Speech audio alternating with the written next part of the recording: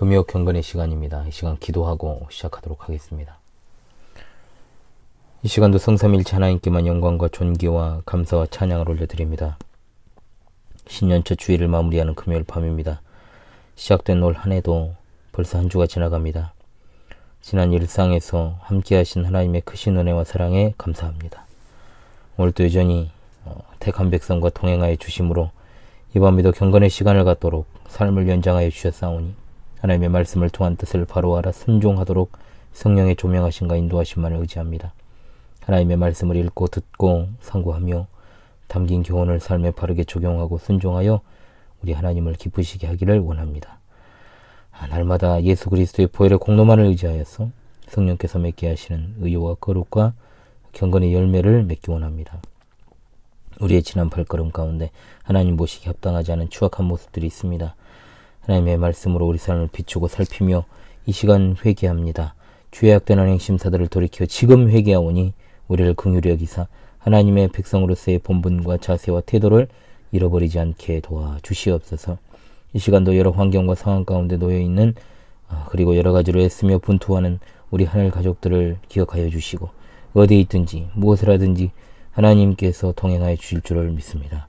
심히 어려운 환경, 이 험악한 세상에서 묵묵히 애쓰며 주님만 의지하고 나아가는 주의 백성들에게 하나님의 은혜의 해를 비춰 주시옵소서. 이 시간도 하나님의 정확무한 말씀인 레위기를 통해 주실 은혜를 소망합니다. 진리의 성령께서 우리 마음을 비춰주시고 비추임 받은 그 말씀을 순종하여 하나님께 영광을 돌리게 하옵소서. 우리 주 예수 그리스도 이름으로 기도합니다. 아멘.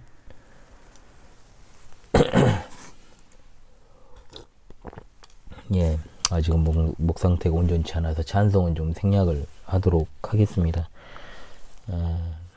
강설 본문을 계속 이어서 보도록 하겠습니다. 금요 경건의 시간에 우리 레위기를 보고 있죠. 레위기 6장 8절로 30절의 말씀이 되겠습니다. 레위기 6장 8절로 30절의 말씀을 제가 낭독합니다. 여호와께서 모세에게 말씀하여 이르시되 아론과 그의 자손에게 명령하이르라.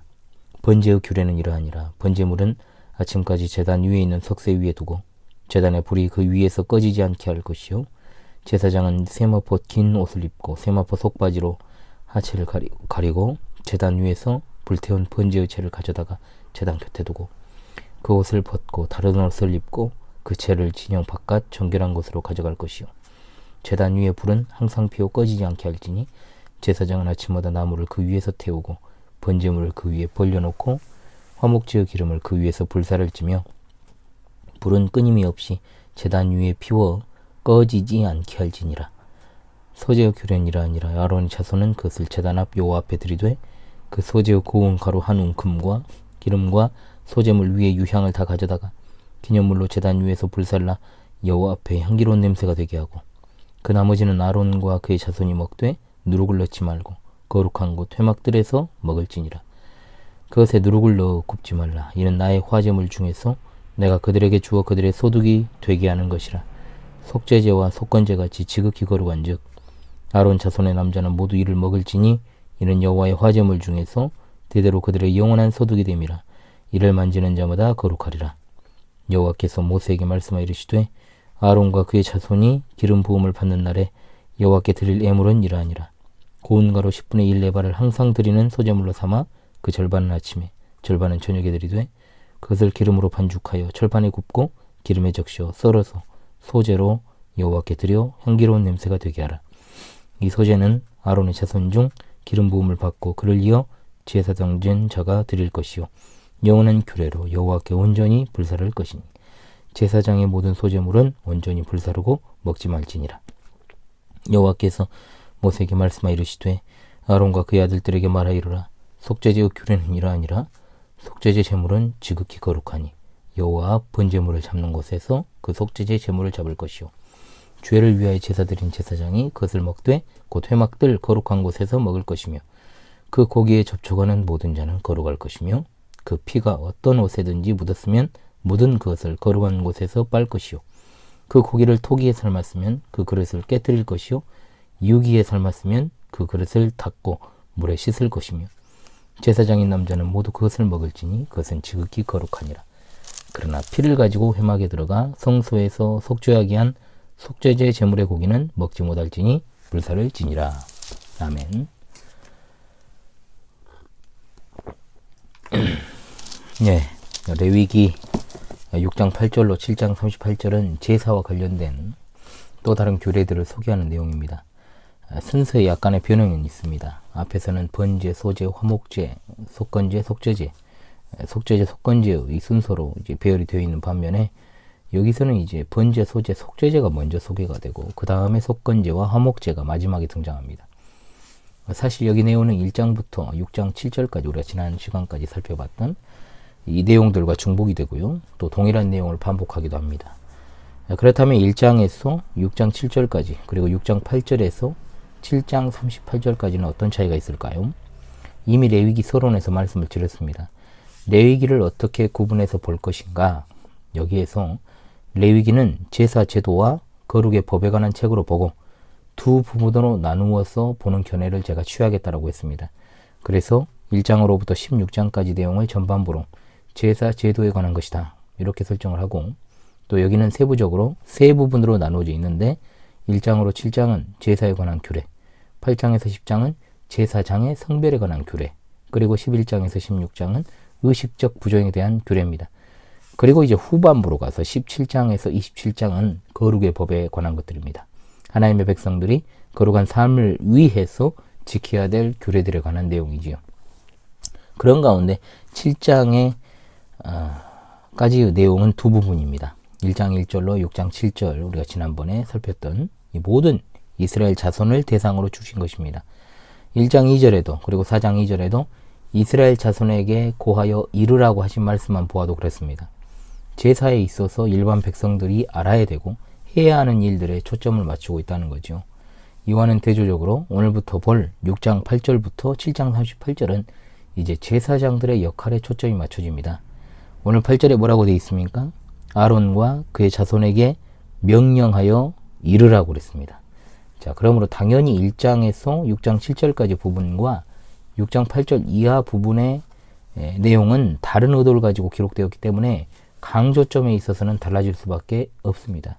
예배자와 예배 인도자가 관심을 기울이는 것이 다른 것처럼 앞에서는 일반 백성들이 어떻게 제사를 할 것인가, 뒤에서는 제사장들이 어떻게 제사의식을 거행해야 할 것인가, 그 외에도 제사장 자신들이 먹을 수 있는 부분은 어떤 것이고 또 자신의 동료 친족들과 함께 먹을 수 있는 부분은 어디인가, 제사하는 사람에게는 어느 부위를 돌려줘야 되는가, 이런 것들이 등장하고 있다는 거죠.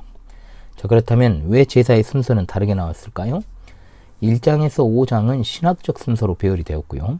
뒷부분은 실제 제사가 드려진 빈도수로 배열이 되었다라고 보는 겁니다.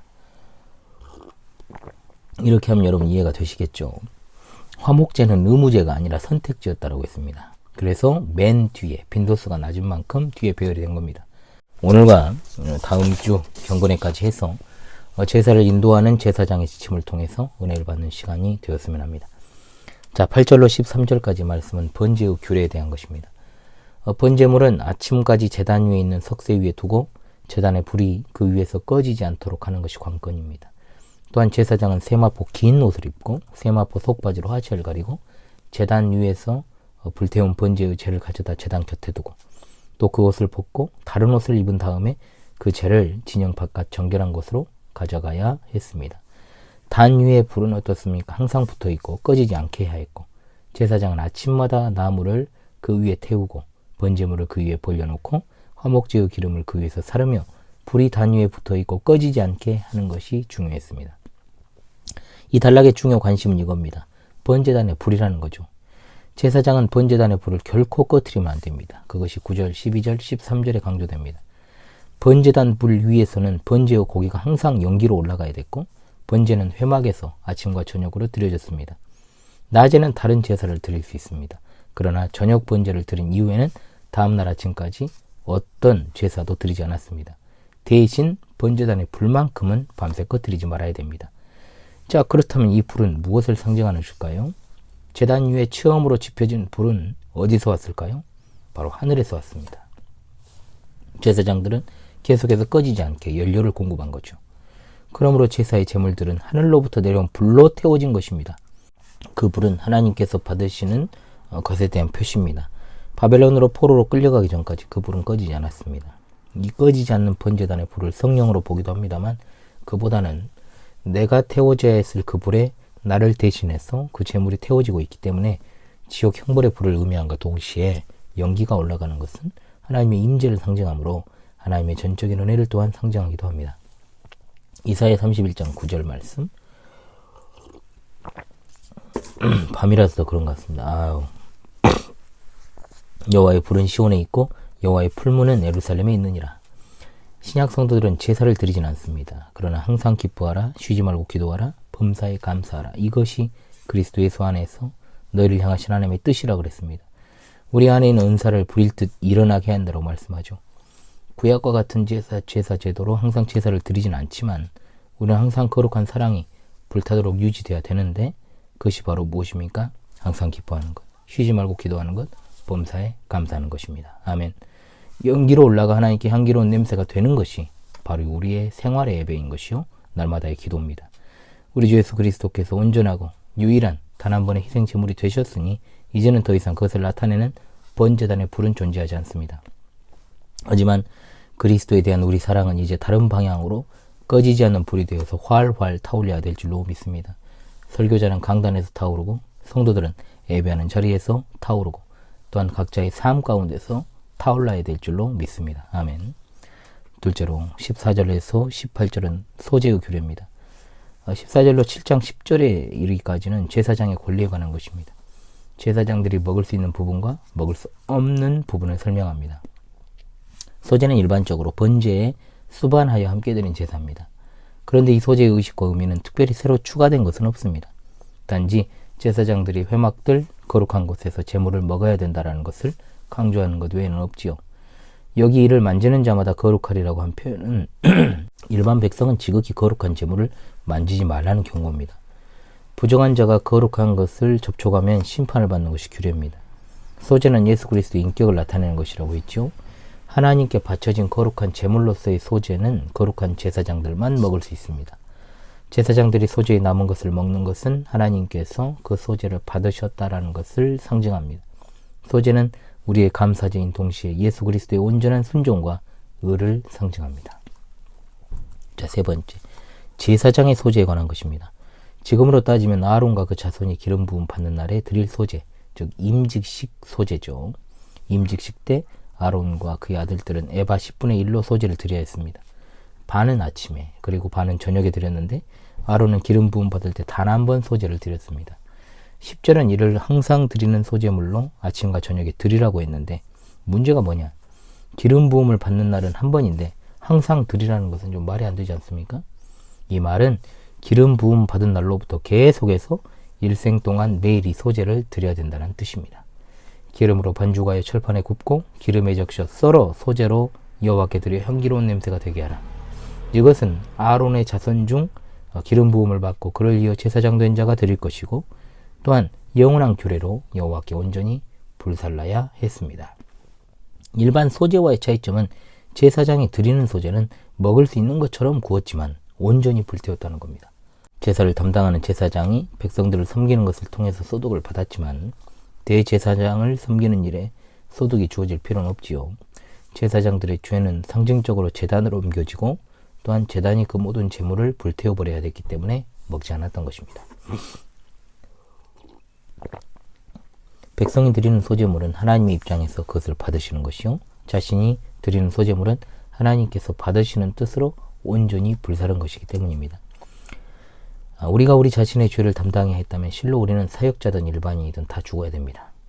또한 하나님께서 우리 모두의 죄를 자신의 사랑하는 아들에게 담당시키지 않으셨다면 우리는 어떠한 위안도 희망도 가질 수 없습니다. 네 번째입니다. 여호와께서는 모세에게 아론과 그 아들들에게 속죄제 제물의 규례에 대해 고하도록 말씀하십니다. 사장에는 소개되지 않은 것들을 여기서 보충하고 있죠. 30절에 대제사장과 이스라엘 온 회중의 죄 때문에 드린 제물, 즉 피를 가지고 성소에 들어가서 속죄 의식을 행한 고기는 절대로 먹지 말라고 하십니다. 피는 제단과 그 외 거룩한 기구들을 정결하게 해야 했기 때문에 다른 물건에 묻으면 씻어내야 됩니다. 제물 또한 거룩함으로 이것을 삶을 때 사용한 그릇들은 다른 용도로 사용하지 못하고 또 깨뜨리고 또 청동으로 만들어진 것이라면 씻어야 했습니다. 거룩과 세속이 공존할 수 없다라는 것을 분명 보여주는 대목이죠. 제사장이 속죄제물을 먹는 것은 하나님께서 그 속죄제물을 받으셨다는 의미입니다. 잘 기억하십시오. 제사장이 하나님의 입장에서 그 남은 고기를 먹는 거죠. 그러나 제사장 자신을 위한 속죄제나 자기가 포함된 온 회중회를 위한 속죄제의 경우는 먹지 않고 불살라야 됩니다. 그것은 그때에는 그가 하나님의 입장이 아니라 사람의 입장에 서 있기 때문입니다. 시청자 성도 여러분, 제사장에게 주신 이 규례에서 딱 3가지만 기억하고 마무리하도록 하겠습니다. 첫 번째, 번제단에 꺼지지 않는 불은 많은 경우에는 하나님께 헌신하는 성도의 자세로 이해하지만 그렇게 보기는 어렵습니다. 왜냐? 이것은 1차적으로 죄를 범한 죄인에게 쏟아져야 되는 하나님의 진노를 상징하는 것이기 때문에 그렇습니다. 그러므로 이것은 범죄한 죄인에 대해서 쏟아지는 하나님의 형벌의 불, 심판의 불, 지옥의 불을 의미하는 것이다. 꺼지지 않는 불이 있는 지옥은 사탄과 악령들과 악인들을 위해 예비된 장소입니다. 지옥의 불은 꺼지지 않습니다. 마가복음 9장 43절 말씀, 만일 내 손이 너를 범죄하게 하거든 찍어버리라. 불구자로 영생에 들어가는 것이 2 손을 가지고 지옥 꺼지지 않는 불에 들어가는 것보다 나으니라 했고, 거기는 구더기도 죽지 않고 불도 꺼지지 아니한다 했으며, 만일 내 발이 너를 범죄하게 하거든 찍어버리라. 절름발이로 영생에 들어가는 것이 2 발을 가지고 지옥 꺼지지 않는 불에 던지우는 것보다 나으니라고 분명히 말씀합니다. 마태복음 10장 28절에 몸은 죽여도 영혼은 능히 죽이지 못하는 자들을 두려워하지 말고 오직 몸과 영혼을 능히 지옥에 멸하시는 자를 두려워하라고 말씀하였습니다. 만일 예수 그리스도께서 지옥의 형벌과도 같은 그 진노의 잔을 받으시고 진노의 형벌을 대신 받지 않으셨다면 그 꺼지지 않은 불에 들어가야 했을 사람 바로 우리 자신이라는 것을 기억하십시다. 우리는 그것을 감당할 능력이 없습니다. 우리는 죽기 바쁩니다. 죄를 해결할 길이 없습니다. 그래서 영원전부터 하나님이신 예수님께서 사람의 몸을 입으시고 우리를 위해 십자가에서 하나님의 공의로우신 형벌을 대신 받으신 것입니다. 그럼에도 불구하고 원래 우리의 자리인 영원한 지옥 불못을 두려워하지 않는 이유는 무슨 까닭입니까? 그것은 2가지 이유 때문밖에 없습니다. 첫 번째, 지옥이 실제 있는지 실제하지 않는지 감이 없기 때문이고, 2번째, 구원에 대한 확신이 있기 때문입니다. 여러분은 모두가 다 후자인 줄로 믿습니다. 아멘. 마땅히 두려워할 것을 두려워하는 것은 죄가 아니라 하나님을 경외하는 성도의 마땅한 자세이자 본분이기 때문입니다. 둘째로, 우리는 하나님의 구원을 감사해야 됩니다. 구약의 제사는 예수 그리스도의 사역을 상징한다고 했습니다. 범죄는 십자가상에서의 온전한 헌신이요, 소제는 그의 흠없는 인격과 순종과 의를 나타내며 속죄제는 그의 대속의 죽음을 상징한다 했습니다. 하나님께서 예수 그리스도의 온전한 헌신과 순종과 의, 또 그 속죄를 받으셨습니다. 하나님께서 예수 그리스도를 믿는 우리가 그의 십자가 대속으로 말미암아 하나님의 은혜로 죄 씻음과 의롭다 하심을 받고 지옥 형벌로부터 구원을 얻었습니다. 그러므로 우리는 매일 상번제를 드리지는 않으나 하나님의 크신 구원의 은혜를 감사하며 거룩한 산 제물로 우리 몸을 드려야 될 줄로 믿습니다. 아멘. 3번째입니다. 우리는 이제 믿음으로 살고 의와 선을 행해야 될 줄로 믿습니다. 아멘. 예수 그리스도를 믿는 믿음은 우리의 생명입니다. 우리는 하나님의 말씀을 가까이 하고 기도하며 오직 믿음으로 살아가야 되는 것이요, 또한 하나님의 계명에 순종함으로 의와 선만 힘써 실천해야 됩니다. 항상 기뻐하고 쉬지 말고 기도하고 범사에 감사하십시다. 이것이 우리 주 예수 그리스도 안에서 우리를 향하신 하나님의 뜻이라는 것을 믿어 의심치 마시기 바랍니다. 우리는 예수 그리스도의 생명으로 말미암아 거듭난 하나님의 백성들입니다. 할렐루야. 아멘. 겨우 진행을 했네요. 그래도 계속해서 더 나아지고 있다라고 보고 있습니다. 어찌되었든 간에 또 밤 시간이라서 그런 것 같고요. 찬송은 좀 생략을 하고요. 이번 주까지는, 다음 주에도 모르겠습니다. 어떻게 될지는. 어찌되었든 간에 많은 양해를 부탁드리고요. 광고를 좀 드립니다. 신년 첫 주일이 이렇게 저물어 가네요. 언제 시작한지 모르게 또 이렇게 저물어 갑니다. 이 밤에도 성삼위 하나님께서 여러분과 함께 하시길 원합니다. 주의 위로와 평강이 가득하시길 바라옵고, 주말과 주일에도 변함없으신 하나님의 은혜 안에서 풍성한 은혜의 시간들이 될 수 있기를 바랍니다. 저는 잘 회복할 것입니다. 그리고 오늘도 비록 찬송을 부르지는 못했습니다만은 다음 주 경건회 때부터는 제네바 시편과도 새롭게 이제 또 부르고 또 찬송도 열심히 할 수 있었으면 좋겠습니다. 제가 확신을 할 수 없지만요. 현재 본교회는 또 뭐 엊그제 여름 사역 기간이었던 것 같은데 또 겨울 사역 기간입니다. 이렇게 시간이 금방금방 반년은 정말 뭐 쏜살같이 지나가는 것 같습니다. 1월 26일로 29일까지입니다. 네, 그래서 이제 한 1주, 2주, 3주 정도 남았죠. 오늘 3주 좀 못 남았죠. 그래서 제7회 성경교리학교 캠프가 이제 예정되어 있고요. 또 이번에는 또 시은이와 함께 하니까요. 또 여러 가지로 또 어떻게 잘 해나갈지 또 기대가 되기도 하면서 걱정도 조금 되기도 하고요. 그러나 잘 될 것으로 저는 믿어 의심치 않습니다. 그리고 2월 3일에서 이제 5일 바로 그 다음 주입니다. 그냥 추석이 아니고 설이 바로 지나면은 캠프고, 캠프가 바로 끝나면 신앙 수련회입니다. 지난 여름 사역 때는 텀이 있었습니다. 좀 사정상 스케줄을 좀 맞추려고 하다 보니까 그렇게 됐는데, 제 개인적으로는 그냥 이 붙여서 하는 게 더 낫습니다. 어차피 이러나 저러나 힘듭니다. 그래서 차라리 붙여서 하는 게 아니고, 저번처럼 텀이 있어버리면 제가 굉장히 힘들어집니다. 그렇죠. 이게 사역의 흐름이라는 게 모든 게 있기 때문에요. 할 때 그렇게 연속해서 해야 되는 것이 맞다고 여겨집니다. 물론 저는 좀 피곤하고 힘들 수도 있겠죠. 그리고 뭐 끝나면 뭐 쉴 수 있느냐, 그것도 아닙니다. 이제는 제가 집에 매여 있는 몸이기 때문에 시은이와 함께 이렇게 또 하루를 보내야 됩니다. 그래서 여러 가지로 좀 어려운 상황입니다만은, 다 모든 사람들이 다 뭐 어려운 상황이지 뭐 저만 그러겠습니까? 그러나 목회의 특성상 좀 집중을 해야 되는데, 시은이가 저를 좀 도와줘야죠. 근데 말이 쉽죠, 그게. 너무 어린아이라. 그래도 저는 항상 생각을 합니다. 사람은 하나보다 둘이 낫고, 하나님께서 그래서 돕는 배필을 주시지 않습니까? 그럼 둘이 그냥 살면 되냐? 아니죠. 둘보다는 셋이 낫고, 셋보다는 넷이 나을까요? 자, 그래서 저는 지금 시은이가 있어서 외롭지 않고 행복합니다.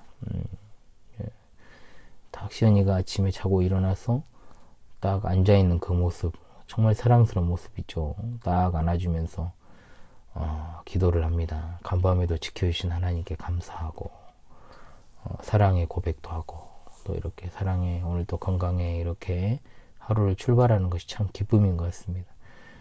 그렇게 하루를 또 출발하면서 또 그렇게 뭐 또 여러 가지로 힘들고 어려운 경우들도 있겠습니다만, 그거 자체가 기쁨이 아닌가 합니다. 참 하나님께서 주신 이 생명이 아직도 좀 믿기지가 않아요. 제가 뭐 결혼을 늦게 하려고 했던 건 아닙니다. 뭐 일부러 뭐 그렇게 했겠습니까? 상황과 여건이 그러다 보니까 제가 나이 40에 이제 혼인신고를 하고, 뭐 시급 못 올렸지만요. 그래서 이제 나이 40 이제 셋 넘어가기 전에 하나님께서 이제 시은이를 주시고, 또 이제 벌써 제가 어떻습니까? 조금 있으면 이제 또 중반으로 가고 뭐 그렇습니다만은, 모든 게 또 늦었다면 늦었을 수도 있지만은 또 꼭 그렇게 생각하지는 않습니다. 뭐 그렇지 않습니까, 여러분? 하나님께서 우리에게 허락하실 나날들이 얼마인지 우리가 알 수 없기 때문입니다. 그래서 참 감사한 마음을 많이 가지고 있습니다. 그렇기 때문에 힘들 때마다 주신 은혜를 생각하면은 그거는 아무것도 아니다. 그래서 하나님께서 좀 은혜를 주셔가지고 이번 주까지는 제가 캠프 책자를 마무리해야 됩니다. 마무리하고 모든 준비를 마무리하고, 이제 다음 주부터는 이제 신앙 수련회, 이제 캠프 책자를 준비하는 것에 이제 5배 이상의 노력을 기울여야지 이제 가능한 것이기 때문에 이제 또 열심히 또 해야죠. 그래서 2주간 집중해서 준비하면 또 좋은 결과가 있지 않을까 뭐 생각을 합니다. 뭐 어찌되었든 간에 수련회를 제가 빠뜨린 경우는 없습니다. 어떤 상황에서 저는 수련회를 지금까지 17번을 한 번도 빠짐없이 동계하게 해왔습니다. 그래서 아무리 어려운 상황과 환경이라 할지라도 뭐 저를 꺾을 수 없을 것입니다. 하나님께서 은혜를 주시면 다 가능합니다. 제네박당 기말평가가 이제 주일입니다. 다들 공부를 하고 계신지 모르겠어요. 자, 어찌되었든 흐트러진 분위기를 좀 바로 잡고 열심히 공부했으면 좋겠다. 그것 외에는 바라는 것이 없습니다. 여러분의 일상에서 늘 하나님께서 중심에 계시고 또 함께 하시길 간절히 바라겠습니다. 기도하고 규모 경건의 시간을 마치도록 하겠습니다. 기도합니다. 우리 하나님 참으로 감사합니다. 마땅히 이 시대에 두려워할 자를 두려워해야 됩니다. 성삼일체 하나님만을 경외하며 살기 원하오며, 우리 하나님의 구원하심에 감사하고 믿음으로 살고 의와 선을 행하며 살게 도와주시옵소서. 이렇게 신년 첫 주일을 하나님의 은혜 가운데 마무리하고자 합니다. 우리에게 속한 모든 지체들이 여러 가지 공고한 상황과 환경에 지치지 않게 해주시고, 언제 어디에서나 하나님의 귀한 뜻과 사명을 수행하는 일에 부족함이 없는 자들이 되게 하시며 하나님의 함께 하심과 또한 주시는 말씀에 있어 늘 깨어있게 하시고 말씀을 받아 순종하게 하시고 또한 시대를 잘 분별하여서 신실한 믿음으로 신앙의 절개를 지키며 선교적 신앙으로 살아가다가 영광 중에 다시 오실 주님을 잘 맞이할 수 있게 도와 주시옵소서. 이 밤에도 평안한 쉼을 주시고 밝은 새 아침을 열어주시며 주말과 주일에도 하나님께서 함께해 주심으로 주일 예배와 그리고 가르침과 교제 안에서 주님의 백성들이 영적인 쉼을 충만하게 누리게 하시고 또한 육신도 회복될 수 있게 도와 주시옵소서. 어려운 삶과 환경에 놓여 있고 병상에서 회복 가운데 있는 주의 백성들의 삶의 애환과 고통을 살펴주시기를 원합니다. 하나님께서 종들의 기도에 응답하시며 또한 안위하여 주시고 치료의 손길로 깨끗하게 해주시기만을 간절히 원합니다. 늘 하나님의 함께 하심을 그들로 알게 하옵시고 진리 전쟁의 시대에 영적으로 권고한 이들에게 속히 안식처를 허락하셔서 우리 하나님의 날개 그늘 아래 거하며 보호받게 하여 주시옵소서. 주님의 깊으신 뜻을 매일매일 더 잘 알아가기를 간절히 소망하오며 우리 주 예수 그리스도 이름으로 간절히 기도하옵나이다. 아멘.